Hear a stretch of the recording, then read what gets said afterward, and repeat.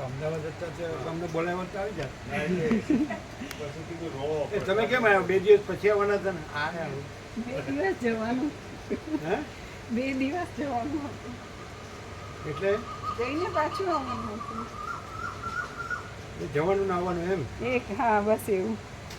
એને એમ થયું પાછું મારું વાંચવાનું ઘરે લૂંટાઈ જશે. હા, લૂંટાઈ જાય તો. એટલે બીજું વાંચે ને પાછો. ના, એ ના પોસાય. हाँ जो ऐसा है बाबा. मन की आंखें खोल बाबा, मन की आंखें खोल.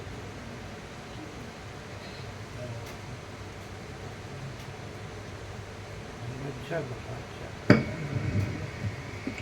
ओम बराबर है.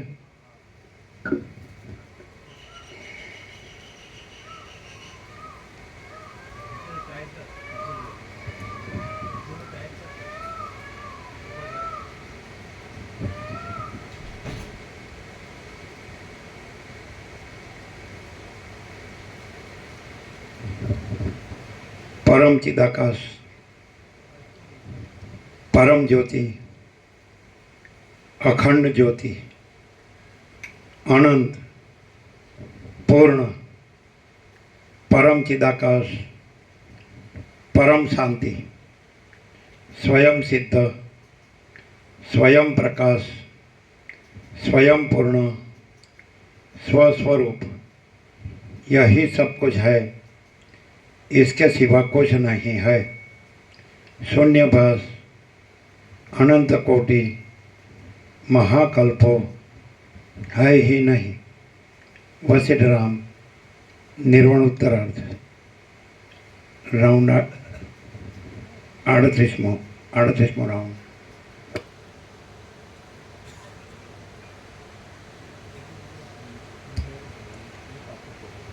આદ્ય પરબ્રહ્મ સદગુરુ દેવ કી જય.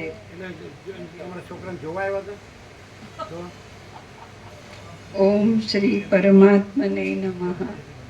સદગ્રંથોમાં શિરોમણી શ્રી યોગ વાસિષ્ઠ મહારામાયણ નિર્વાણ પ્રકરણ ઉત્તરાર્ધ આવ્યો છે. પણ આજે એને પાછું જવાનું બીજે. સદગ્રંથોમાં શિરોમણી શ્રી યોગ વાસિષ્ઠ મહારામાયણ નિર્વાણ પ્રકરણ ઉત્તરાર્ધ પેજ નંબર 1537 1537 સર્ગ 132મો. ભાસના અનેક જન્મોનું વર્ણન. આ 132મા સર્ગમાં ભાસ ફરીવાર પણ પોતાના જન્મોની પરંપરા વિશે વર્ણન કરશે અને અનેક આશ્ચર્યોનું તથા સંસારની નિસારતાનું પણ નિરૂપણ કરશે. કેટલું ભર્યું પાણી? કિતના ભરા? नहीं कितना? 1 बकेट 2 बकेट पूरा पूरा फुल कितना बकेट भरा? अरे 2 लगभग 2 बड़ी डोल. ऐसा 2 बड़ी पौनी पौनी के फूल फूल फूल 2 फूल અને આ કે દોઢ ભરી છે. હું દોઢ ભરી છે. તો બધું તમારું આવું ના હોય તો ફૂલ પ્રસાદ બનાવીએ છીએ. તો હું ફૂલ બનાવતા છું. શું કે 20-25 લીટર હશે. 25-30 લીટર જેટલું હશે. એમ નહીં. હવે 2 ડોલ કેટલા દિવસ ચાલે? આ 2 ડોલ અઠવાડિયું ચાલે. અઠવાડિયું ચાલતી હશે. 3 દિવસ 4 દિવસ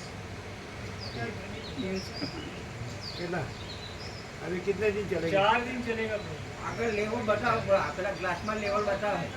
अच्छा ચાલો. ભાસ બોલ્યો, હું મંદરાચળને વિશે કોમળ મંદાર વૃક્ષોના નિકુંજરૂપી ઘરમાં મંદરા નામની એક અપ્સરાનું આલિંગન કરી સૂતો હતો. ત્યાં કોઈ નદી મને પ્રવાહમાં પડેલા ઘાસની પેઠે તાણી ગઈ. પછી જળ વડે આકુળ થઈ ગયેલી તે બાળાને આશ્વાસન આપી મેં પૂછ્યું કે હે બાલા, આપણે બંને અકસ્માત જળમાં તણાયા તેનું શું કારણ છે? આવા મારા પ્રશ્ન ઉપરથી તે ચપળ નેત્રવાળી બાળાએ મને કહ્યું કે રાત્રિને વખતે પતિવાળી સ્ત્રીઓ જેમ કામ વડે મદોન્મત્ત થઈ જાય છે તેમ આ પ્રદેશમાં ચંદ્રોદયને સમયે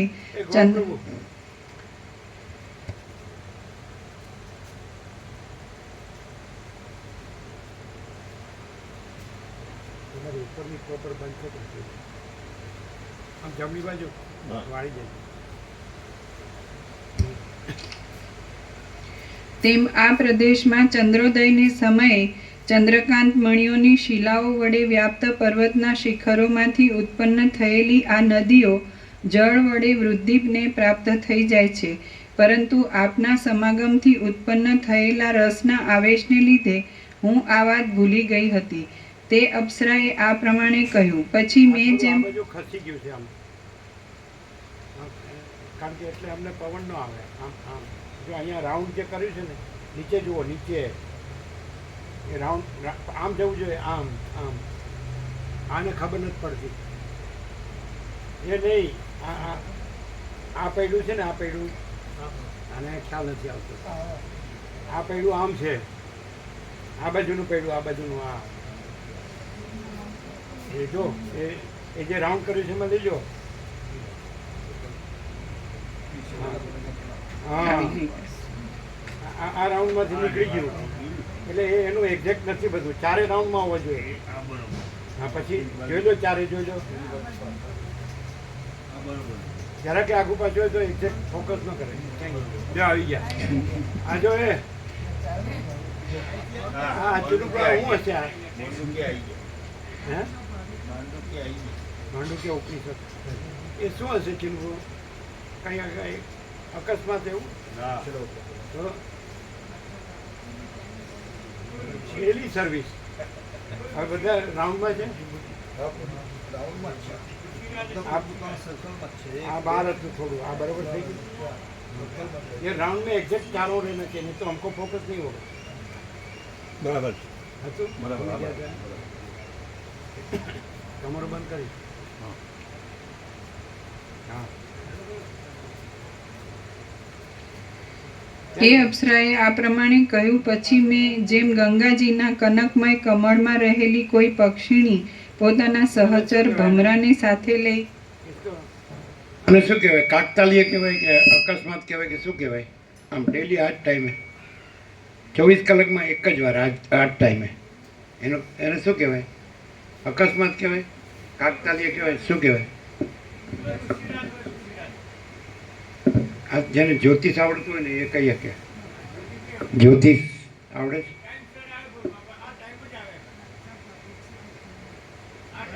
એટલે સવારનો વહેલો ગયો હોય ને ગમે ત્યાં તો એ રાત્રે ટાઈમસર આવી જાય. હા જો આ દેડકો ઓછો નથી. હા હા શું કહે છે? હવે ચાઇનીઝ તો આ બધાને ખાઈ જાય ને. આ ચાઇનીઝ તો બધું ખાય કે નહીં? તમે ખાધું જ મંચુરિયન? હે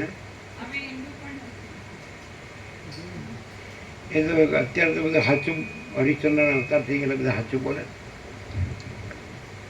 ચાલો સારું.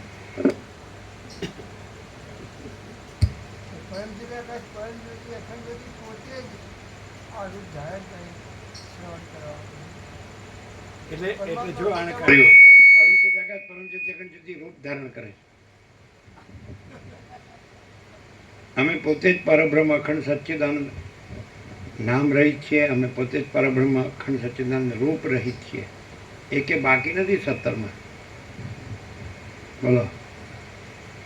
કલ્પ રહિત છીએ, ભ્રમ રહિત છીએ, મોહ રહિત છીએ, નામ રહિત છીએ, રૂપ રહિત છીએ, જન્મ રહિત છીએ, સ્થિતિ રહિત છીએ, નાશ રહિત છીએ, ભાગ રહિત છીએ, ભેદ રહિત છીએ, છેદ રહિત છીએ, સાક્ષી રહિત છીએ, સાક્ષ્ય રહિત છીએ, દ્રષ્ટા રહિત છીએ, દ્રશ્ય રહિત છીએ, બંધ રહિત છીએ, મોક્ષ રહિત છીએ. તો કે રૂપ પોતે જ રૂપ ધારણ કર્યું. એટલે પછી કહે છે કે પરમ ચિદાકાશ પરમ જ્યોતિ અખંડ જ્યોતિએ પોતે જ તારા રૂપ ધારણ કર્યું છે.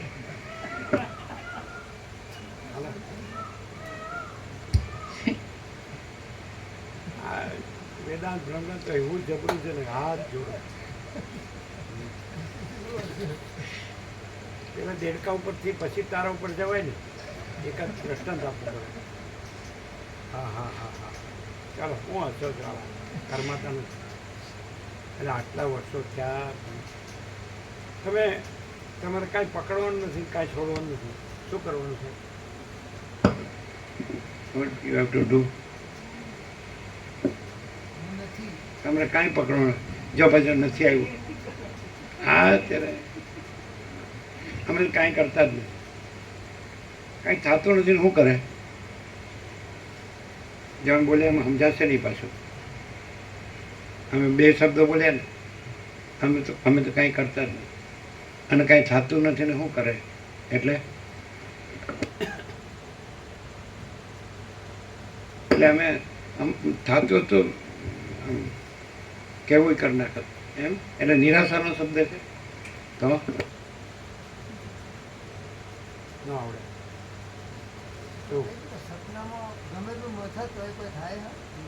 એમાં મેં કીધું નથી 5 આકાશમાં કાંઈ થતું જ નથી, હું કરે અને થતું જ નથી એટલે કાંઈ થતું જ નથી.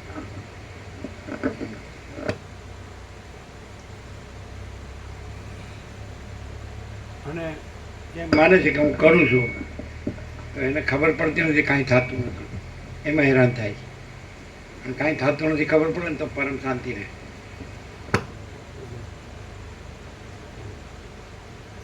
હું વેદાંત બ્રહ્મનો અભ્યાસ કરું છું. જો ભારે ખમ એમાં દુબળા પડી ગયા.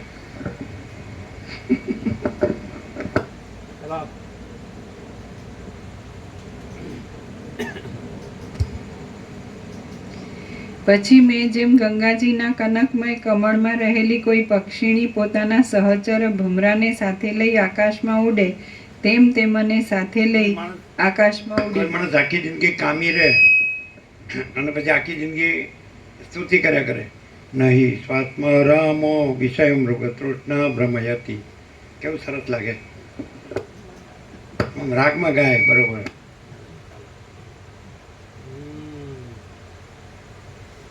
અને હમણાં તો નહીં હોય કે સરસ ગાય છે. જનક પ્રભુ અખાણ ના જનક પ્રભુ અખાણ કરતા હતા કે શિવ મહિમનું સ્તોત્ર બહુ સરસ ગાય. જનક પ્રભુ સતીશ પ્રભુના વખાણ કરતા હતા કે શિવ મહિમનું સ્તોત્ર બહુ સરસ ગાય છે. હજી સાંભળ્યું? જનક પ્રભુ કહેતા હતા કે સતીશ પ્રભુ શિવ મહિમનો સ્તોત્ર બહુ સરસ ગાય છે.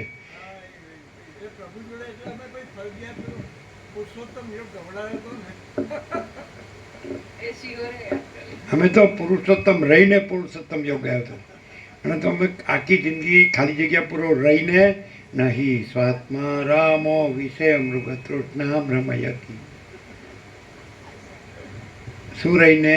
ખાલી જગ્યા પૂરો રામ રહીને. એનો સંભળાય એ માઇકમાં બોલવું પડે. પ્રભુએ કીધું એ સાંભળ્યું? અમારું નામ લેવું છે. સાંભળ્યું પેલા કે જનક પ્રભુ એમ કહે છે કે સતીશ પ્રભુ મહિમનો બહુ સારું ગાય છે. હા, આઠમી લાઈન અને એમાં એક લાઈન છે, આઠમી લાઈન, નહીં સ્વાત્મા રામો વિષય મૃગ તૃષ્ણા ભ્રમયતી. તો આખી જિંદગી કામી રહીને આ લલકારવું બહુ રૂપાળું લાગે નહીં?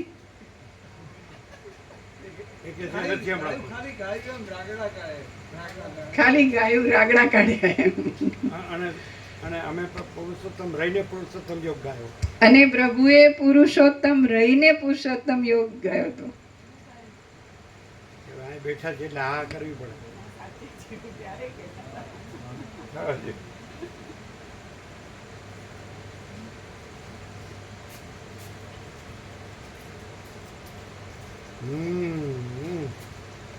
હા છે ને, સાંભળે નહીં સાંભળતા બહુ એટલું બધું કામ કરવો પડે પણ હવે એટલે જ ખાસ નહીં રહેતા હોય એટલે જનક પ્રભુ એમ કે ઓછું સંભળાય છે નથી આવતો. ચાલો પણ અમે કીધું કે તો તમે માઇકની પાસે બેસાય, ખુરશી રાખો, આપણે એને જ્યાં આપણે હોય ત્યાં પાસે બેસાય સુશીલ પ્રભુ ત્યાં.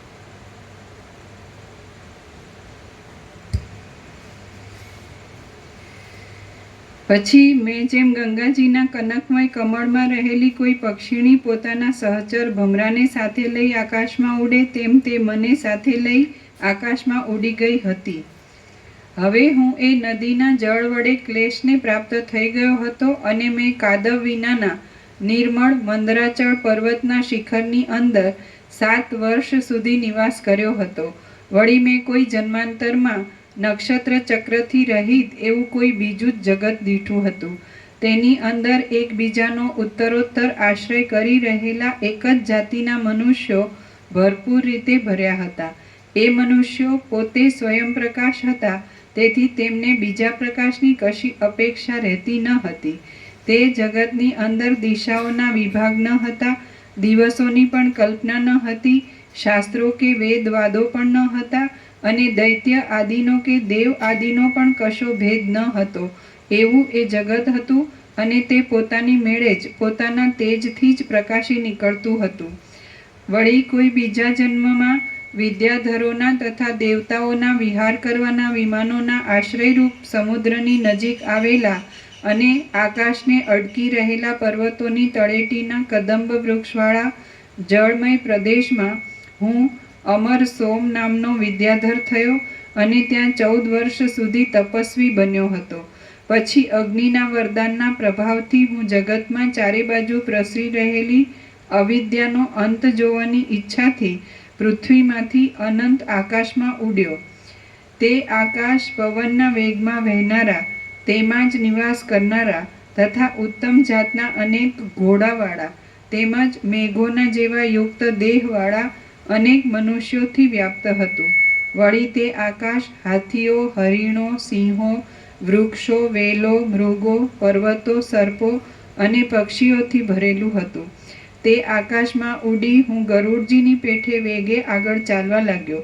પછી એ જગતમાંથી બહાર નીકળી હું કોઈક સમયે મહાસાગરના જેવા અતિ વિશાળ આકાશમાં જઈ પડ્યો અને ત્યાંના રહીશ તરીકે થઈ રહેલા નક્ષત્ર ગણમાં બંધાઈ ગયો. ત્યાં મેં દિવસ, રાત્રિ, માસ, ઋતુ આદિનો અનુભવ કર્યો હતો અને દિશાઓમાં પડવાનો પણ અનુભવ કર્યો હતો. દુખે છે સૂજો આવી ગયો તો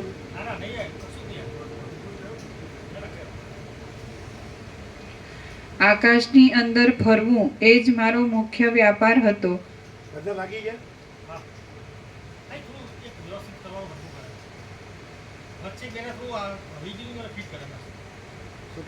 વચ્ચે એક બેનર થોડું હલી ગયું તો એને ફિટ કરે છે, બાકી થઈ ગયું.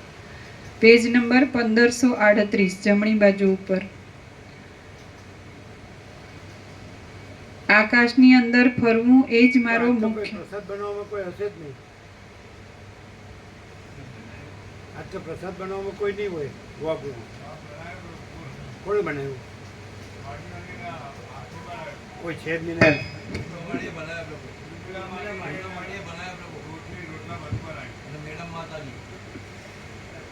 ફૂલ છે, આ બધાને લેવડાવવાનો છે, સમજાય? આ બધાને પેલા ફૂલ લેવડાવજો. આખો દિવસ સેવા કરી છે તો નહીં કોઈ ખાસ બનાવનારું. કોણ હતું?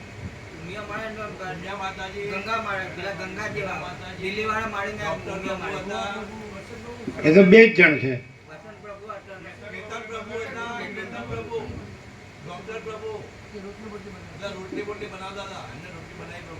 अच्छा आप थे, बनाए फूल बनाने वाले थे.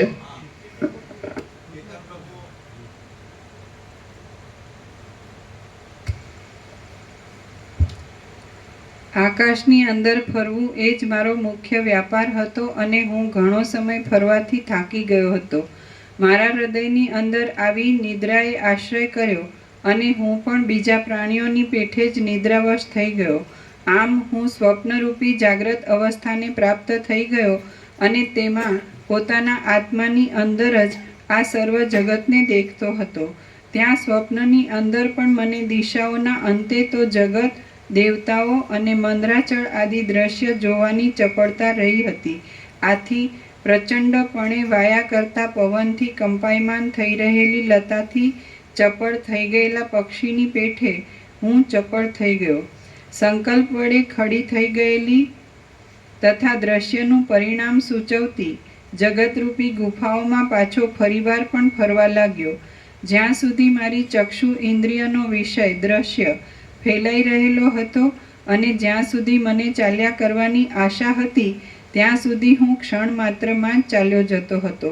તેમજ દ્રશ્યનું અવલોકન કરતાં વારંવાર તેને જોવાના કૌતુકને લીધે હું તેમાં જ ભમ્યા કરતો હતો.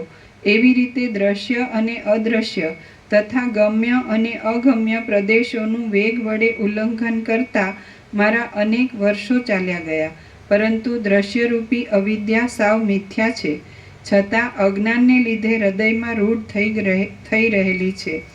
જેમ સાવ મિથ્યા જ હોવાને છતાં અજ્ઞાનને લીધે હૃદયમાં રૂઢ થઈ રહેલી પિશાચીના અંતને કોઈ બાળક દેખી શકતો નથી, તેમ હું પણ એ દ્રશ્યરૂપી અવિદ્યાના અંતને જોઈ શક્યો નહીં.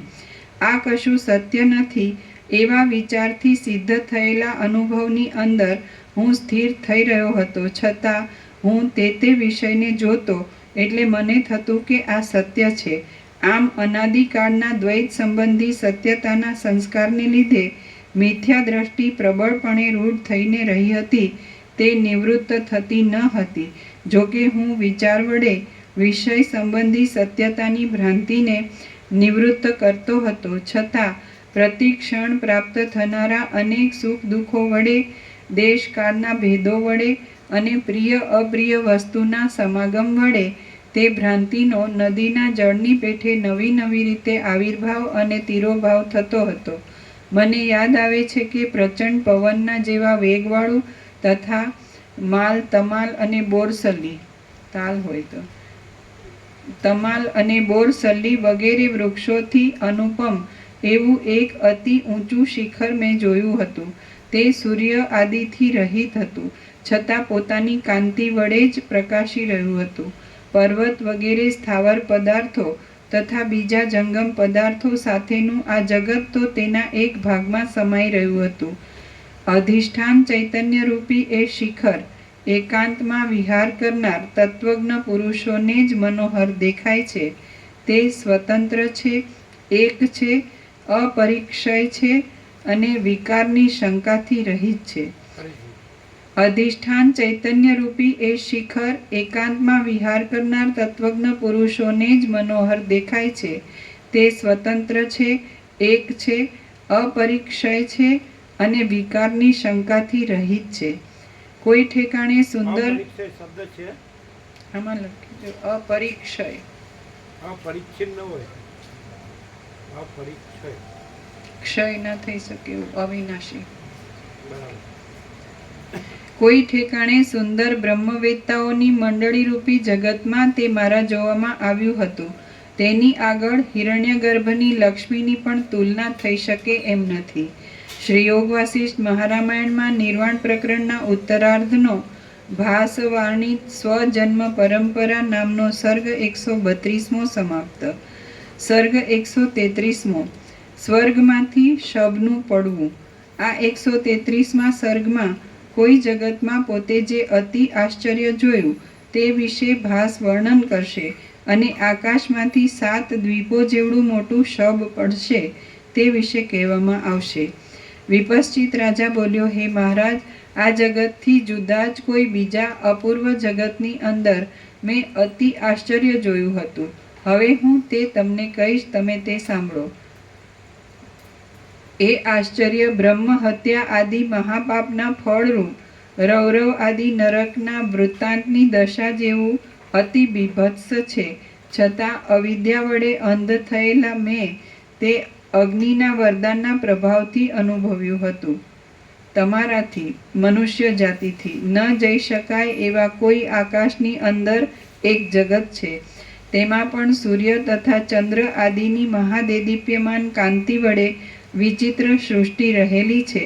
જોકે તે આકારમાં આ બ્રહ્માંડના જેવું છે, તો પણ આ બ્રહ્માંડની અપેક્ષાએ તે શૂન્ય છે. આથી જેમ સ્વપ્નમાં દીઠેલું નગર જાગ્રતમાં દેખાતા નગર જેવું છે, છતાં ચિત્તમાં તે તેનાથી જુદું ભાસે છે, તેમ તે જગત આ જગતથી જુદા પ્રકારનું છે. હું તે જગતમાં વિહાર કરતો હતો અને મારા હૃદયમાં રહેલા ઈચ્છિત વિષયની શોધ કરવા માટે મેં દિશાઓના મુખોમાં આશ્ચર્યપૂર્વક જોયું. એટલે પૃથ્વીની અંદર ભમરાઓના સમૂહના જેવી અતિ મલિન અને પર્વતના જેવી મોટી એક છાયા ફરતી હતી તે મારા જોવામાં આવી. પછી અત્યંત મોટાઈને લીધે અતિ આશ્ચર્ય ઉપજાવનાર તે શું હશે અને આ વખતે મારે અહીં શું કરવું ઘટે એમ હું વિચારવા લાગ્યો. પછી મેં તે જોવા માટે તે જગતના ઉપરના ભાગમાં આકાશ તરફ દ્રષ્ટિ નાખી. એટલે પર્વતોના જેવા પરિમાણવાળા અને આકાશમાંથી અનેક ચકરીઓ ખાતા નીચે પડતા કોઈ પુરુષનો આકાર મારા જોવામાં આવ્યો. તે પર્વતના જેવો ભારે હતો અને પોતાના શરીર વડે તે આકાશને પૂરી રહ્યો હતો. ઊંધા થઈ ગયેલા પર્વતની પેઠે પડતા શરીરવાળો આ કોણ હશે? બ્રહ્મા હશે? કિંવા બ્રહ્માંડરૂપી શરીરને ધારણ કરનાર વિરાટ હશે? આ આકારથી તો દિવસની સર્વ શોભા ઢંકાઈ ગઈ છે અને તેથી આકાશની અંદર શોભી રહેલા સૂર્યનારાયણ પણ નિસ્તેજ દેખાય છે. હું આવો કંઈક વિચાર કરતો હતો ત્યાં તો પ્રલયકાળના પવનો વડે ભ્રમિત થઈ રહેલો બ્રહ્માંડનો ઉપરનો ભાગ જેમ નીચે આવી પડે તેમ સૂર્ય પણ મોટા કડાકાવાળા વેગથી નીચે પડ્યો. ભયંકર સ્વરૂપવાળી અને અનંત દેહવાળી એ પુરુષાકાર વસ્તુ નીચે પડી. એટલે 7 દ્વીપવાળી પૃથ્વી ક્ષણ માત્રમાં તેનાથી પૂરાઈ ગઈ. આથી મને શંકા થઈ કે દ્વીપો સહિત જગતના નાશની સાથે મારા શરીરનો પણ નાશ અવશ્ય થશે જ. એટલે મેં પાસે રહેલા અગ્નિમાં પ્રવેશ કર્યો.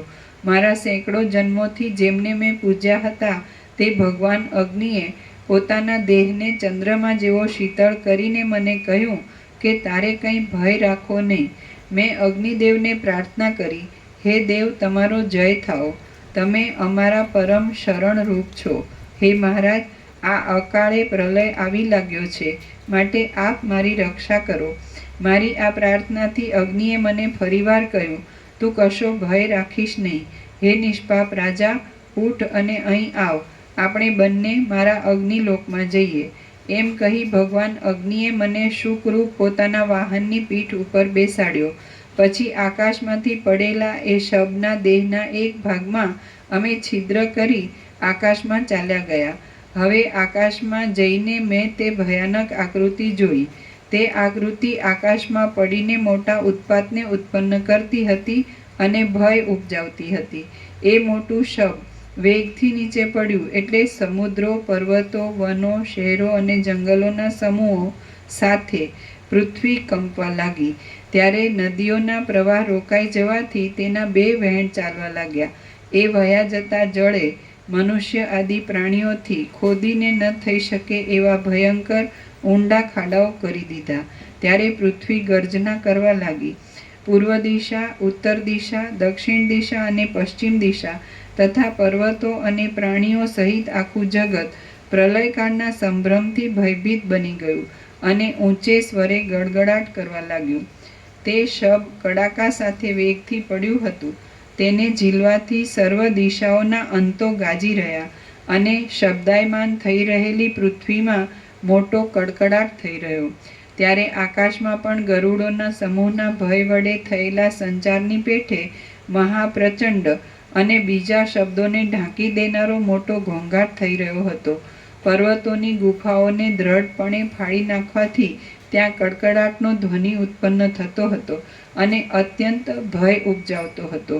એ શબ્દ એવો તો ભયંકર હતો કે ઉત્પાતો વડે અને ભયંકર વેગને લીધે જાળની પેઠે આકર્ષાઈ આવેલા પ્રલયકાળના પવનોથી મત્ત બની ગયેલા પ્રલયકાળના વરસાદોની ગર્જનાનો પણ તે તિરસ્કાર કરતો હતો. એ મહાશબ વેગપૂર્વક નીચે પડ્યું ત્યારે પૃથ્વીની અંદર મોટી ગર્જના થઈ રહી અને દિશાઓના સર્વ મુખોમાં પણ મહાન કડેડાટી થઈ રહી. આથી જાણે સેંકડો ઠેકાણે ધક્કો લાગવાથી પૃથ્વીના સેંકડો ભાગ વિંધાઈ ગયા હોય તેવું જણાતું હતું. વળી ત્યારે કુલાચલ પર્વતોના મોટા તટો ફાટી જતા હતા તથા હિમાલય પર્વતના શિખરો ઠેઠ પાતાળ તળ સુધી નીચે જઈ પહોંચતા હતા. ઉપરથી પડે તો વાગ્યું તો હશે. ક્યાંય પણ મૂડમાં કેચ કર્યો એવું feeling આવ્યું. હા કોઈ કેચ કરી દીધા નીચે. શું કહ્યું? કોઈએ કેચ કરી લીધા હોય ને એવી ફિલિંગ આવી. ના એવું તો ક્યાંય હા ઉપરથી પડે 5 ફૂટ ઉપરથી ભટ્ટમ બાંધતા હતા ને 5 ફૂટ ઉપર કર્યું બારીમાં જે પથ્થર હોય ને એ પથ્થર પડ્યો એના ઉપર પડ્યો હતો નીચે બધું હતું તો પછી વાગ્યું તો હોય જ ને નથી વાગ્યું. દુખતું બી નહીં, કંઈ જ નહીં. હા દુખતું પણ નહીં, બળતું બી નહીં, કંઈ તકલીફ નહીં. એ સાચું બોલે તો બરાબર સાચું કહું, પ્રભુ સામે સાચું. અમે બાળપણમાં કંઈક એવું વાગ્યું તો કે આટલું બધું થઈ ગયું તો એ કહેતો નથી અમે કહીએ નહીં પછી વધારે થઈ જાય તો ખબર પડી જાય ને એવું છે ના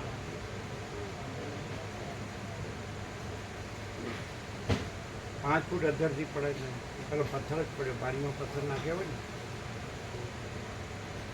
એ પથ્થર કેવો નાખ્યો છે પડે એવો વજન નો ખમે એટલે બરાબર ફિટ નહીં કર્યો હોય નહીં ઢીલો હશે ને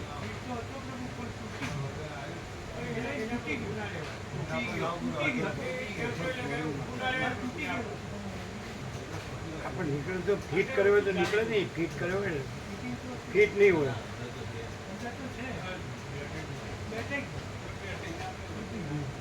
પથ્થર તૂટી ગયો.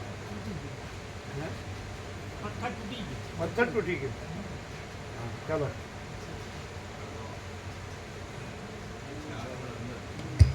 પથ્થર કાચો હશે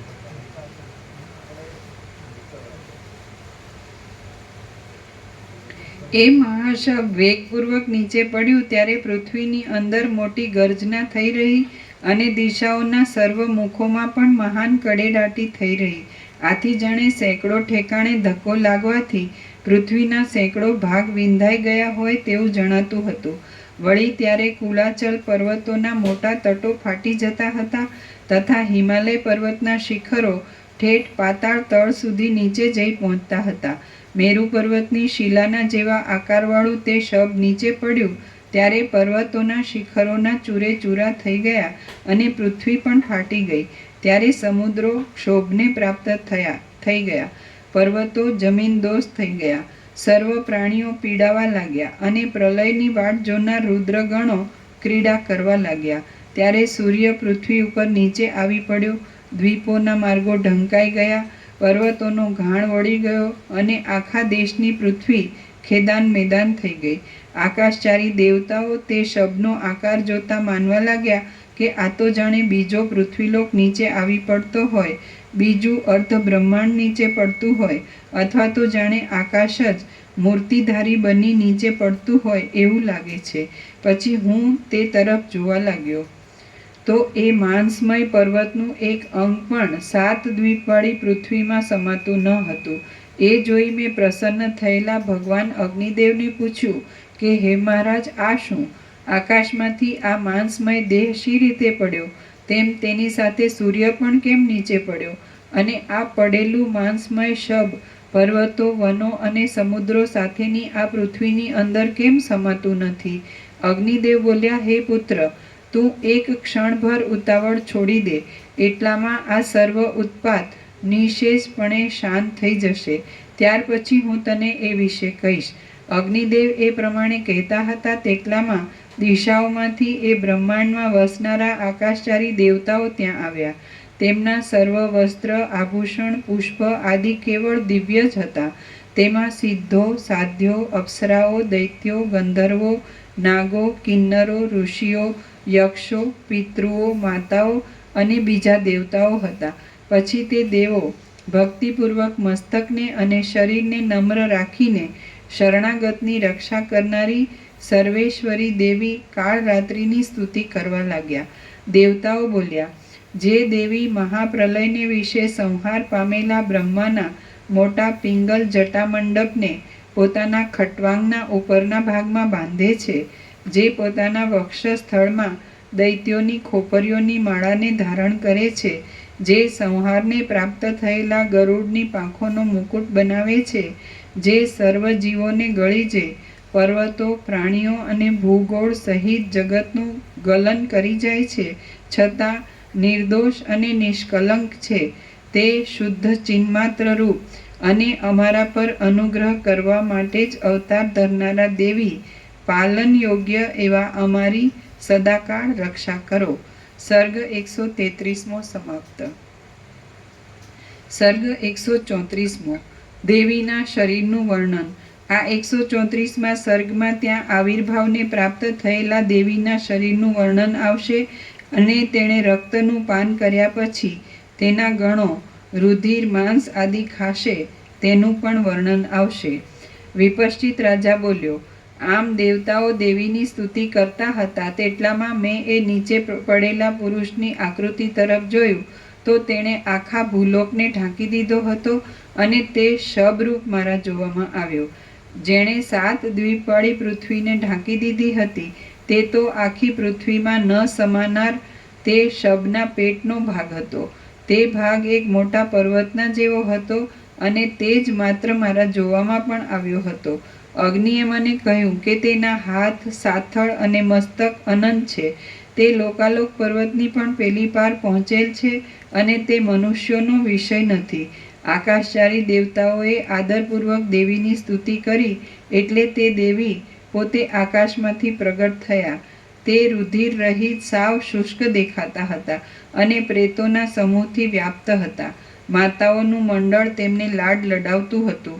કુભાંડ, યશ અને વેતાળોના સમૂહથી તે જાણે આકાશને તારાવાળું બનાવી દેતા હતા. શિરાઓવાળા, નાડી નસોવાળા લાંબા ભુજદંડો વડે તે આકાશને વનના જેવું કરતા હતા અને દિશાઓમાં દાહ ઉત્પન્ન કરનારા પોતાના દ્રષ્ટિપાત વડે તે જાણે સૂર્યથી સૃષ્ટિ કરતા હોય તેવા જણાતા હતા.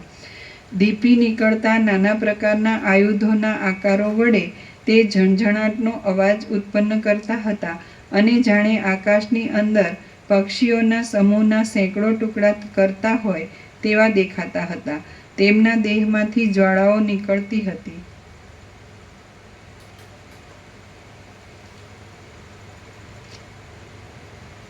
તેમના દેહમાંથી જ્વાળાઓ નીકળતી હતી અને તેમના શરીરના અવયવો નેત્રના અગ્નિની ગરમીથી યુક્ત હતા.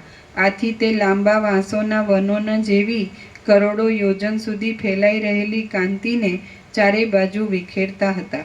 દાંતોની કાંતિરૂપી ચંદ્રમાના પ્રકાશરૂપી દૂધ વડે તે દિશાઓના મુખોને સ્નાન કરાવતા હતા અને કૃશ, અતિ લાંબા તથા અતિ વિસ્તારવાળા શરીર વડે તેમણે આખા આકાશને પૂરી દીધું હતું.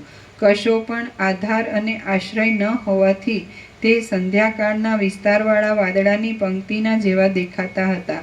તે પ્રેતના આસન ઉપર બેઠા હતા અને પરબ્રહ્મની અંદર ચિદાકાશમાં તેમનો સારી પેઠે આવિર્ભાવ થયો હતો. તેમનું સ્વરૂપ મહા તેજસ્વી હતું. તે સંધ્યાકાળના વાદળાના જેવા રાતા હતા અને આકાશરૂપી સમુદ્રની અંદર તે વડવાનલના જેવી શોભા ધારણ કરતા હતા.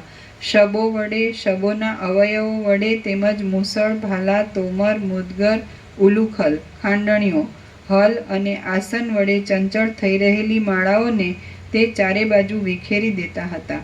જેમ વર્ષા ઋતુમાં ખીલી રહેલો પર્વત પોતાના અચળ સ્થિર દેહની અંદર ઘોઘરા અવાજની સાથે શિલાઓની પંક્તિને ધારણ કરે છે તેમ તે દાંતના કડકડાટીના અવાજના આડંબરની સાથે આકાશરૂપી આંગણાની અંદર હાડપિંજરોની માળા ધારણ કરતા હતા. દેવતાઓએ કહ્યું કે હે દેવી, હે અંબિકા, આ શબ આપને અમે ઉપહાર રૂપ ભેટ કરેલું છે, માટે પોતાના પરિવાર સહિત આપ તરત જ તેનો ઉપભોગ કરો.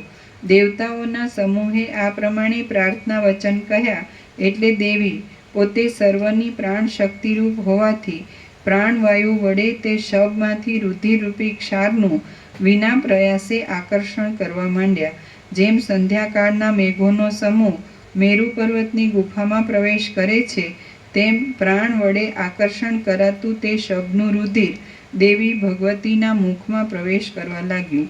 એ ચંડિકા દેવી પ્રથમ શુષ્ક હતા, તેથી પોતે જ્યાં સુધી રક્તપાન વડે તૃપ્ત થઈ પુષ્ટ થયા ત્યાં સુધી તેમણે આકાશમાં રહી પ્રાણ વડે આકર્ષાયેલું તે શબનું રુધિર પીધું. તે રુધિરનું પાન કર્યા પછી દેવી રુધિર પાનથી પુષ્ટ શરીરવાળા થઈ ગયા. વર્ષા ઋતુના વાદળાના સમૂહની પેઠે તેમનો રંગ લાલ દેખાતો હતો અને તેમના ચપળ નેત્ર વીજળીની જેમ ચમકતા હતા. ભગવતીનું ઉદર લાંબુ દેખાતું હતું. તેમણે વિષમ સર્પોના આભૂષણો પહેર્યા હતા. તે રુધિરરૂપી આસવના મદથી મદોન્મત્ત દેખાતા હતા અને તેમણે પોતાના સર્વ આયુધોને ધારણ કર્યા હતા. પોતાના શરીર વડે અર્ધપૂર્ણ થઈ રહેલા આકાશની અંદર ભગવતીએ નૃત્યનો આરંભ કર્યો અને લોકાલોક પર્વતોના શિખરોના અગ્રભાગમાં રહેલા દેવતાઓ તે નૃત્યને દેખતા હતા. પછી જેમ કોઈ મહાપર્વતને વરસાદના વાદળા ફરી વળે છે તેમ પિશાચ, કુભાંડ અને રૂપિકા આદિ તેમના મોટા ગણો એ શબને ફરી વળ્યા. એ શબરૂપી શૈલને કુભાંડોએ કેડના ભાગથી ગ્રહણ કર્યો, રૂપિકાઓના સમૂહોએ એને પેટના ભાગથી ગ્રહણ કર્યો અને યક્ષોએ તેના અવશેષ રહેલા પડખાના અને પીઠના ભાગથી ગ્રહણ કર્યો. આ ભાગ પોતાના હાથીના દાંતો વડે ભેદાયો હતો. બાકી તે શબના હાથ, સાથળ તથા કાંધ આદિ બીજા અવયવો અતિ વિસ્તારવાળા હતા. તેથી તે બ્રહ્માંડને પેલે પાર જઈ પહોંચ્યા હતા. આ કારણે એ ભાગો દેવીના પિશાચ તથા કુભાંડ આદિ ગણોને હાથ આવ્યા નહોતા. તે ભાગો ઘણે છેટે બીજી જ દિશામાં પથરાઈ રહ્યા હતા. તેથી કાળે કરીને તે પોતાની મેળે જ ત્યાં ગળી જતા હતા. જ્યારે ચંડિકા દેવી આકાશમાં નૃત્ય કરતા હતા, ભૂતગણ શબને ખાવામાં આકુળ થઈ રહ્યો હતો અને તે લીલા જોવાની ઉત્સુકતાથી દેવતાઓ પર્વતોના ઉપર સ્થિર થઈ રહ્યા હતા. ત્યારે જગતની અંદર સર્વ દિશાઓના સમૂહો પેશાબ આદિના પિંડ રૂપે લઈ જવાતા દુર્ગંધવાળા કાચા માંસ તથા ચરબી આદિ વડે ભરાઈ ગયા હતા. પોતાના ગર્ભમાં રુધિર ધારણ કરી રહેલા વાદળાના સમૂહ વડે આખું જગત ખેરના લાકડાના અગ્નિના જેવું ઉજ્જવળ દેખાતું હતું. ભૂતગણો વેગપૂર્વક માંસને ચાવી જતા હતા. તેથી તેનો ઉત્પન્ન થતો બચબચનો વિચિત્ર ધ્વનિ સર્વ ભાગમાં ગાજી રહ્યો હતો. લતાની પેઠે પથરાઈ રહેલા સ્નાયુઓ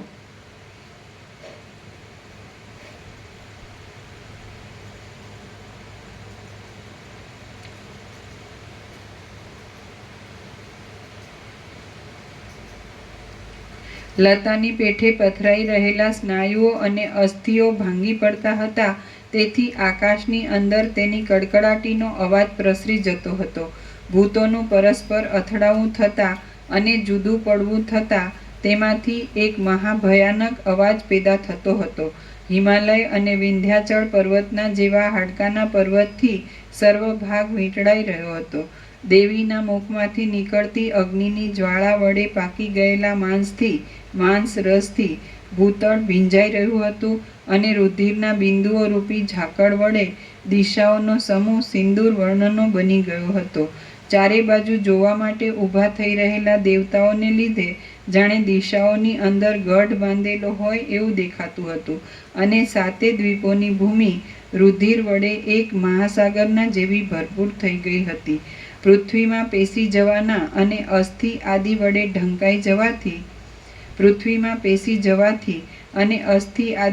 ઢંકાઈ જવાથી સર્વ પર્વતોનો સમૂહ નિશેષ રીતે અત્યંત અદ્રશ્ય થઈ ગયો હતો.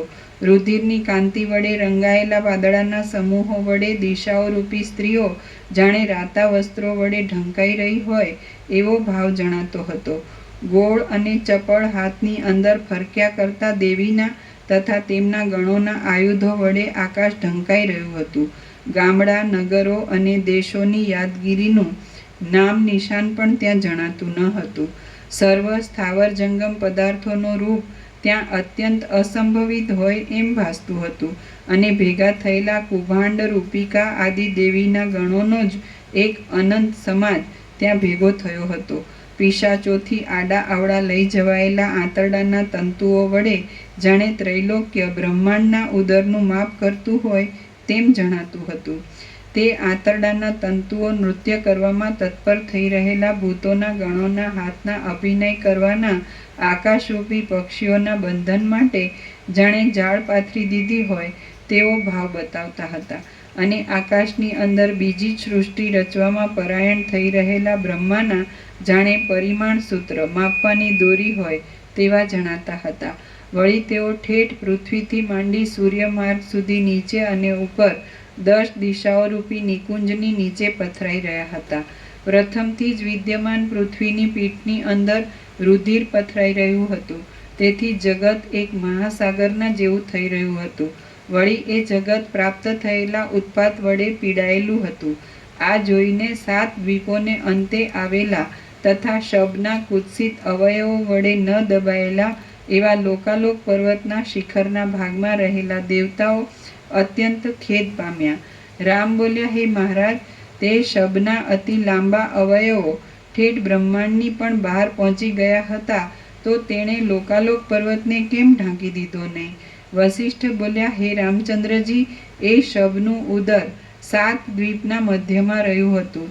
મસ્તક, પગ અને હાથ આદિ તેના અવયવો બ્રહ્માંડની પેલી પાર પહોંચી ગયા હતા, છતાં 2 પડખા વડે બંને સાથળના મધ્યથી કેડનો બંને પડખાના ભાગથી તથા મસ્તક અને બંને ખભાના મધ્ય ભાગથી શિખરો ઢંકાઈ ગયા ન હતા. આથી તે લોકાલોક પર્વત ઊંચો દેખાતો હતો.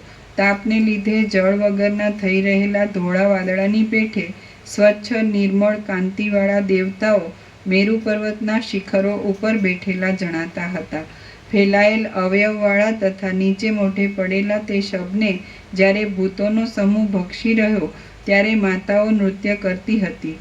રુધિરના પ્રવાહો વહ્યા જતા હતા અને મેદનો, ચરબીનો ગંધ ચારે બાજુ પ્રસરી રહ્યો હતો.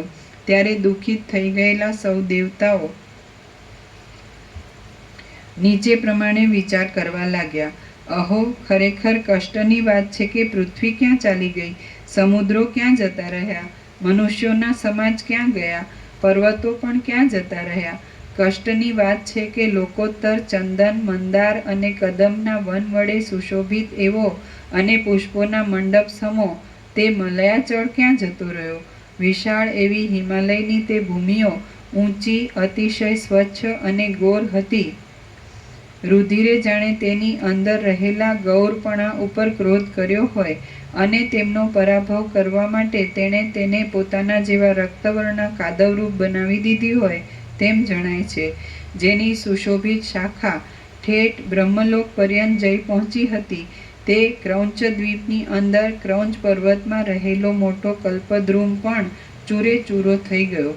પારિજાત વૃક્ષ, લક્ષ્મીજી, ચંદ્ર અને અમૃતના ઉત્પાદક હોવાથી સ્વામીરૂપ એવા હે ક્ષીરસાગર, માખણ વડે ભરેલા પર્વતોની અંદર ઉગેલા કાંઠાના વનો વડે રમણીય એવા હે દધી સમુદ્ર, દહીંનો દરિયો અને નાળિયેરોના વૃક્ષો વડે ઘાટી ઘટાવાળા પર્વતમાં દેવી વડે સેવાયેલા હે મધુ સમુદ્ર, મધનો સમુદ્ર, તમે હવે ક્યાં જશો?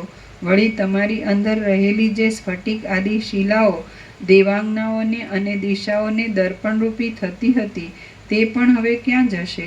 કલ્પદ્રુમ અને સુવર્ણની નિર્મળતા સાથે નિરુપાધિપણે સંબંધ રાખનારા ક્રૌંચ પર્વત વડે સુશોભિત એવા હે ક્રૌંચદ્વીપ અને બ્રહ્માના હંસો વડે તથા કમલિની વડે દિશાઓના સમૂહને ભરપૂર કરી દેનાર કદંબ વૃક્ષોના વનોની ગુફામાં વિશ્રાંતિ લેનાર તેમજ વિદ્યાધરીની સાથે રતિ ક્રીડામાં કુશળ એવા દેવતાઓના નિવાસરૂપ હે પુષ્કરદ્વીપ, તમે બંને અહીંથી ક્યાં ચાલ્યા ગયા?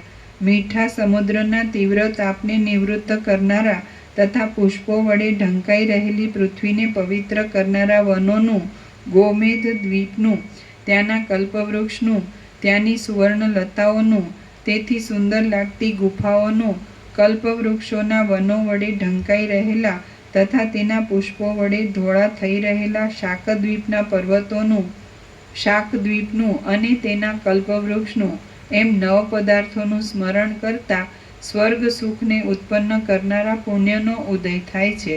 સંતાનક નામના દેવ વૃક્ષો મંદ પવન વડે ચપળ પલ્લવોવાળી બાલલતાઓ સાથે જોડાઈ રહ્યા હતા અને તેથી સર્વ વનો સર્વ દિશાઓની અંદર સુગંધના પ્રકાશ ફેલાવી રહ્યા હતા. એ વનો તો હમણાં ભાંગી પડેલા છે. અહો, ખેદની વાત છે કે હવે બિચારા લોકોનો સમૂહ શી રીતે વિશ્રાંતિને પ્રાપ્ત થશે તે હું જાણી શકતો નથી. ઇક્ષુ રસના, શેરડીના રસના, સમુદ્રના કિનારે શિલાની પેઠે જામી ગયેલા સાકરોના પર્વતોથી સુશોભિત ભૂમિઓની અંદર હવે ફરીવાર ક્યારે પ્રસિદ્ધ માધુર્યવાળા ગોળના મોદકપણાને જોઈશું? વળી ક્રીડા માટે બનાવેલી સાકરની પૂતળીઓને પણ ક્યારે જોઈશું? તાલ અને તમાલના વનો વડે રમણીય વનની અંદર આવેલા પર્વતના કદમના વૃક્ષો વડે અને કલ્પવૃક્ષ વડે શીતળ એવા સુવર્ણમય સ્થાનોમાં બેસીને અનેકવાર અનુભવેલા ચંદન લતાઓરૂપી સુંદરીઓના નૃત્ય હવે આપણે ક્યારે જોઈશું? હાય, કષ્ટની વાત છે કે જાંબુના વૃક્ષના તે ઉત્તમ ફળો દેખવામાં ન આવવાથી કેવળ સ્મરણ કરવા યોગ્ય થઈ ગયા. દ્વીપોને તથા સમુદ્રોને પોતાની મેખલા રૂપે ધારણ કરી રહેલી આ જંબુ દ્વીપની ભૂમિ તેમના રસરૂપી જળ વડે ઉત્પન્ન થયેલી નદીને વહન કરે છે. શિલીન્દ્ર નામના વૃક્ષો વડે અવકાશ રહિત એવા પર્વતોની ગુફાઓમાં મદ્યપાન વડે મત્ત બની ગયેલી દેવાંગનાઓના નૃત્યથી અને ગાયનથી સુશોભિત એ સુરોધ સમુદ્રનું અમે જ વારંવાર સ્મરણ કરીએ છીએ. ત્યાં પ્રાતઃકાળમાં ચંદ્ર વિકાસી કમળ જેમ કરમાઈ જાય છે અને હમણાં જેમ પૃથ્વીનું વિદારણ થઈ જાય છે તેમ અમારું ચિત્ત પણ ચીરાઈ જાય છે. રુધિરરૂપી જળ વડે ભરપૂર આ નવા મહાસાગરના ઉપરના ભાગમાં સુવર્ણના મેરુ આદિ સેંકડો પર્વતોના શિખરો કાંતિ વડે દેદીપ્યમાન દેખાય છે. તે કાંતિ ઉત્તર આદિ દિશાઓના મુખમાં સૂર્યના ઉદય અને અસ્તની નજીકની ભૂમિ ઉપર પ્રતિબિંબિત થઈ રહેલી અને સંધ્યાકાળને લીધે અરુણ એવી કંઈક ઉદય પામેલ ચંદ્રમાની કળા જેવી છે. હાય, આવા સાગરરૂપી જળના સમૂહથી વીંટાયેલી અનેક દ્વીપો વડે સુશોભિત ઊંચા ગિરિરાજોમાં વિશ્રામ લેનારા મેઘોની ઘટારૂપી નીલકમળોના આધારરૂપ નદીઓ, વનો, અરણ્યો અને શૂરવીર પુરુષોથી શોભાયમાન નગરો, ગામડા તથા બ્રાહ્મણોના ગામોરૂપી વસ્ત્ર વડે રમણીય તેમજ વૃક્ષો, પલ્લવો અને અંકુરોરૂપી ભૂષણવાળી એ પૃથ્વી હમણાં ક્યાં જતી રહી તે અમે જાણી શકતા નથી. શ્રી યોગ વાસિષ્ઠ મહારામાયણમાં નિર્વાણ પ્રકરણના ઉત્તરાર્ધનો દેવ પરિદેવન વર્ણન નામનો સર્ગ 134મો સમાપ્ત. ઓમ ઓમ ઓમ. પ્રસાદ આપી દો.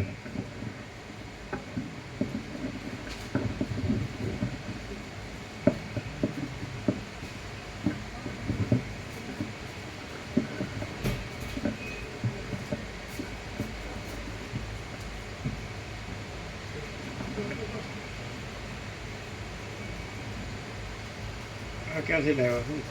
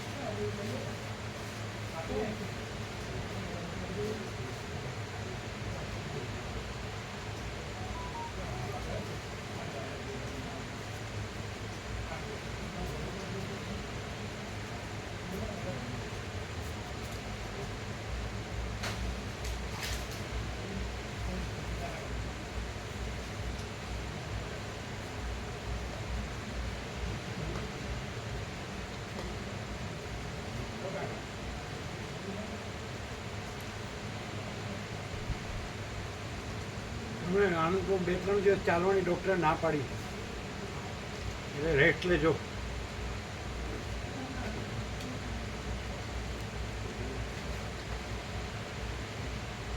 એવું કીધું હતું ને?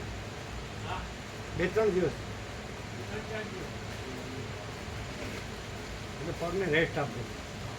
આખા શરીરમાં વાગ્યું હોય તો રેસ્ટ લેજો, અને દવા આગળ લેવી પડે તો ડૉક્ટરની દવા લેજો.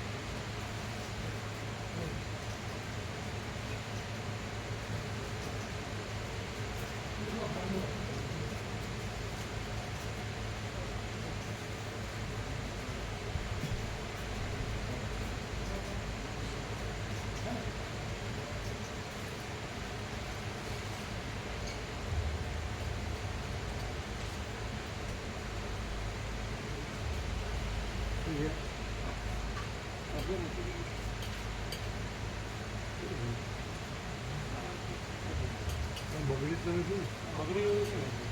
શું છે? અચ્છા, બગડી એવું નથી. પછી અંદર પણ છે, એ લોકોને આપજો. અંદર પણ છે, ખબર ને? 2 જણા અંદર હશે ને, અહીંયા બેઠા હોય, અંદર બેઠા હોય.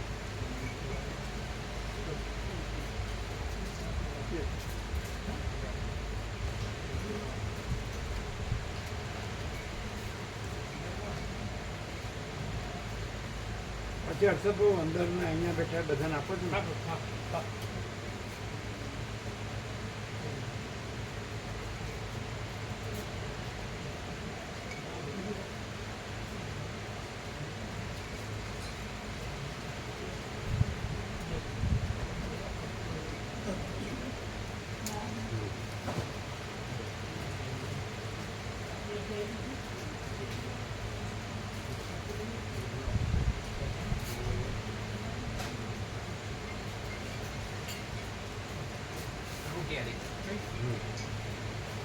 ઉભો રહે અહીંયા છે બધા પોતે પ્લીઝ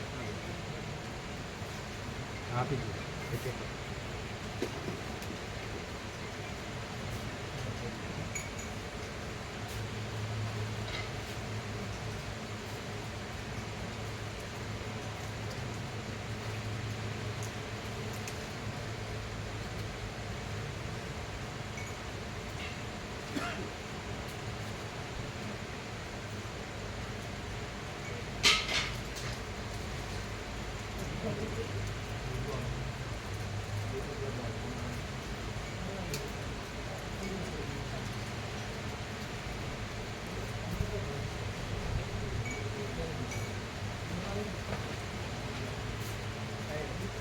તમે લોકો લેજો હો, કાકા પ્રભુ બધું.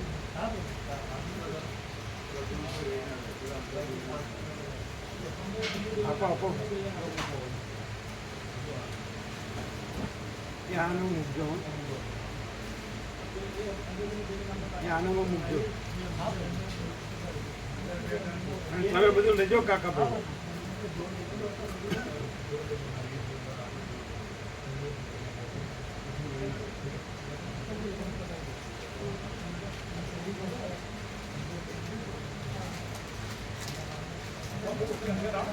અમે એક જ વસ્તુ મૂકી એટલે અંદર આપ્યા હોય તો ને બધું બધું અંદર છે. અંદર ઉપર છે. હા, તોડી નાખો ને. હા, બધું ભેગું આપે વાત. હા, એક ટોકરમાં બધું ભેગું કરજો. અહીંયા એક જ કેરી મુકાવીએ. બધી બધી આઈટમ ત્યાં અંદર આપવી છે ને, અહીંથી લઈજો, અહીંથી લઈજો. એક જ વસ્તુ થોડી મૂકવાની, બધું આપવું છે.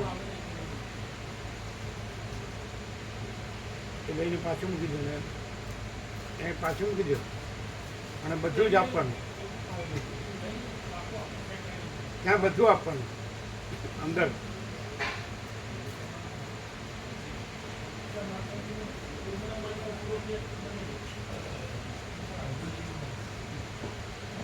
પેલા ગોવા પ્રભુ પેલા અખરોટ હતા ને બધા આપો,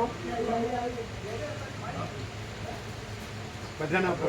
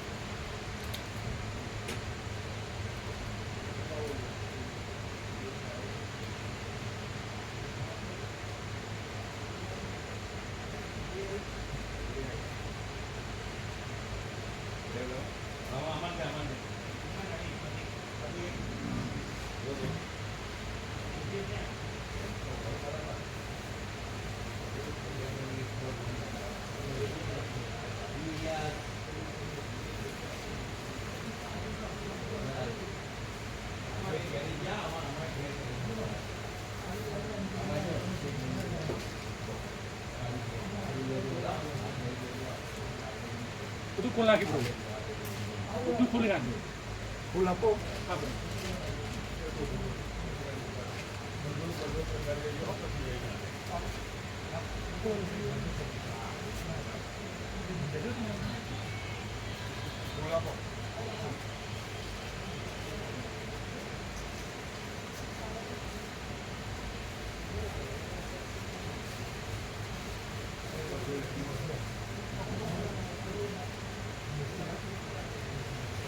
એ અમને બાકી છે.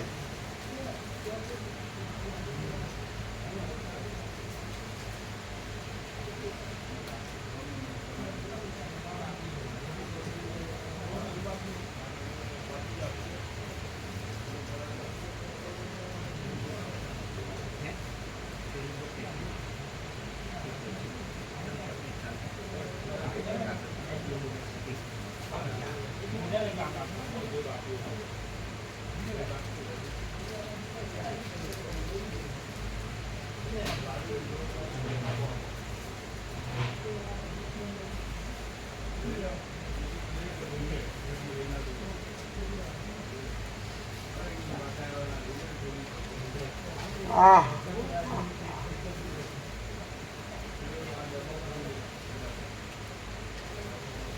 પછી હર્ષદભાઈ તમે બધા લેજો, તમે આપવા વાળા બધા લેજો, બધું આપવા વાળા બધું લેજો.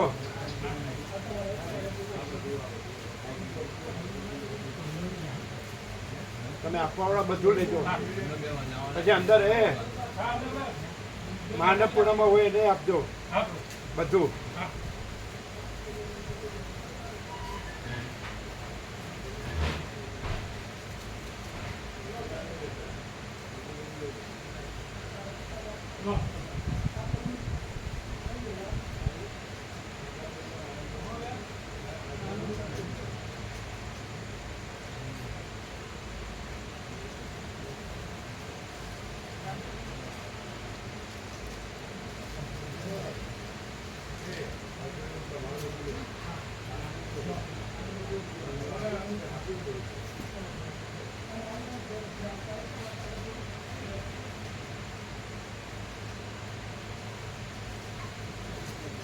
એ પ્રસાદ છે ફૂલ આ લોકોનો ફૂલ છે. આ સેવા કરી આખો દિવસ છે.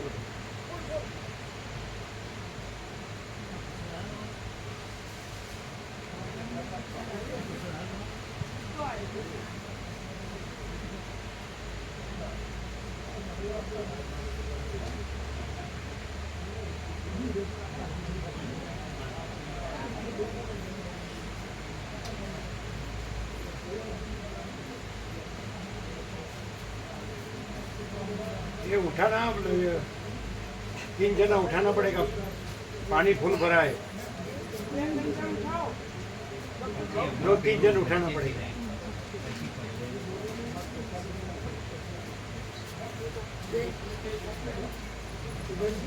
ये તમે નહીં તમારે દુખતો હશે પણ એક જણ ઉપાડે તો નથી. પાણી ખૂબ ભર્યું. ડોક્ટર પ્રભુ તમે આવો.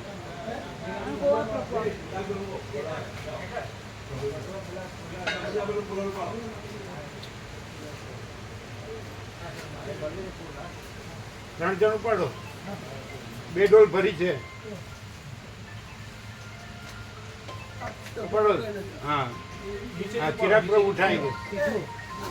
એ પાણી ભરી છે ચિરાગ પ્રભુ. નીચેની પાડો નીચેની 2 ડોલ 2 ડોલ ભરી છે.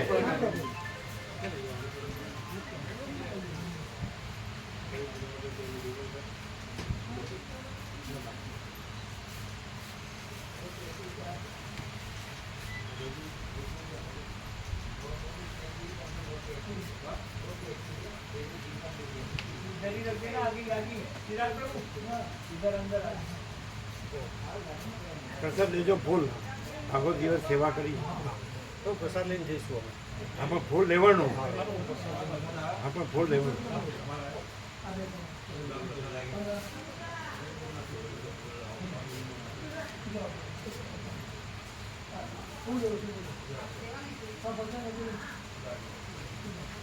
ફૂલ લેવાનો હો પ્રસાદ. હા પ્રભુ ફૂલ. આખો દિવસ સેવા કરી.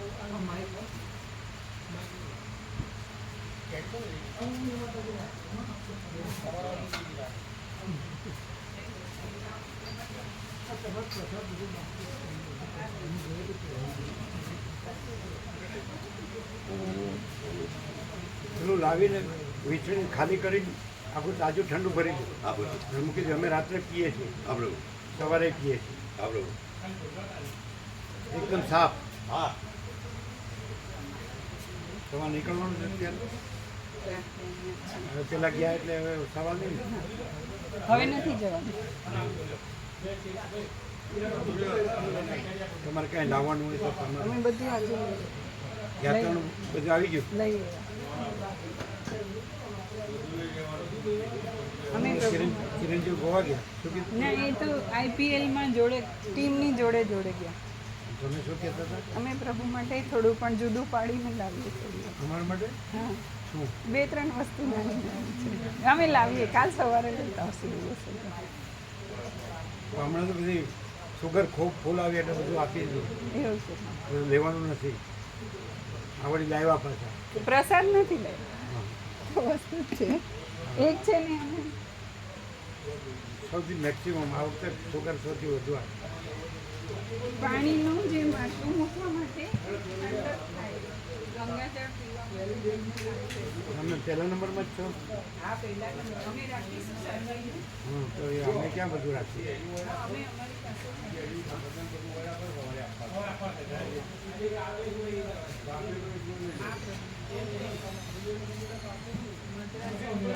એકદમ કોટન છે, સરસ. શું છે? આ ધોતી છે, એકદમ સરસ છે. કાપડ બહુ અચ્છા, સવારે લાવજો એમ કરો. હા, એવું કરીએ. સવારે બધું દેખાડજો. અથવા ગોવિંદ પ્રભુને આપી દઈશ. ગોવિંદ પ્રભુ શું આપશો? આ આપી ક્યાં લેતા આવશું? સવારે સવારે ગોવિંદ પ્રભુ આવે એમને આપી દઈએ, કાં તો અમે પોતે લેતા આવશું. હા. સવારે ડાયરેક્ટ પ્રભુ લાગતો. હા, ડાયરેક્ટ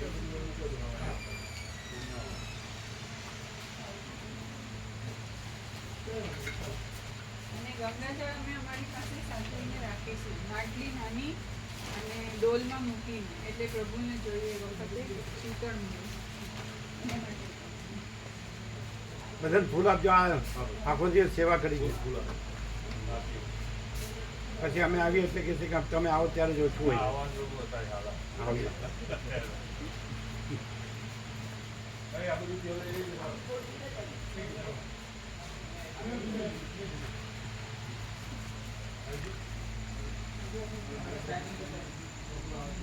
શરીરમાં દુખતું તો હશે. પ્રભુ સહેજ બી નહીં. કેમ એમ હોય? એ 5 ફૂટ ઉપરથી પડ્યા. કાંઈ સમજાતું નહીં. ન દુખતું હોય? સહેજ બી નહીં. સાચું બોલો. હા 5 ફૂટ ઉપરથી પડે ન દુખ્યું? ના પેલા મેં ઇન્જેક્શન આપ્યું ને ડૉક્ટરે ઇન્જેક્શન આપ્યું ને. ના પણ આમ ખરેખર ક્યાં આમ અથડાનો વધારે ક્યાંય નહીં. પડ્યા પ્રભુ આપણે આ જોડે હતા જ. હા હતા હશે પ્રભુ જોડે. એમ નહીં તો કોઈ ભાગ તો અથડાનો હોય ને નીચે. સીધો હાથ ભાગે ડાયરેક્ટ સીધા આમાં નીચે બતાવે ઉભા ના સીધા જ નીચે આ ભાગે જ પડે ડાયરેક્ટ. આ તો ખુલ્લામાં તો વાગ્યો છે ને. નહીં વાગ્યું. થાપામાં ક્યાં નહીં વાગ્યું બધું. અવયવના નામે નથી આવતું. એટલે પછી અમે તો સેવા જ કરતા હતા ઉભા થઈને. મને તો કઈ હતું વાગ્યું. હે કઈ વાગ્યું હતું ઉભા થઈને એમ સેવા જ કરતા હતા પછી. એમ હા એવું બેસવું પડે એવું બી નહીં. આ પછી તરત ઉપર ચડ્યા પછી તરત ઉપર ચડ્યા પછી ઉભા થઈ ગયા બધા ઉપર થઈ ગયા જેવું હા કમાલ છે. એ કઈ વાગ્યું નહોતું પ્રભુ એટલે. હવે બધા કે છે અમને વાગ્યું છે તમને જ વાગ્યું નથી.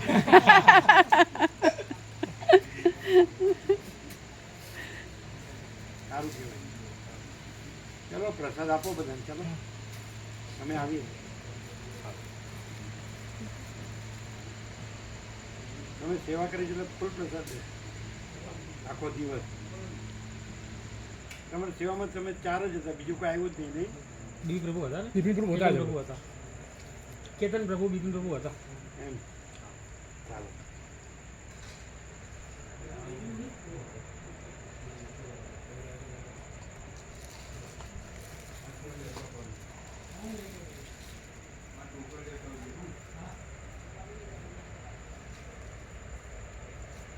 ચાલો પ્રસાદ અમે રહીએ ને બધાને ફૂલ આપો ચાલો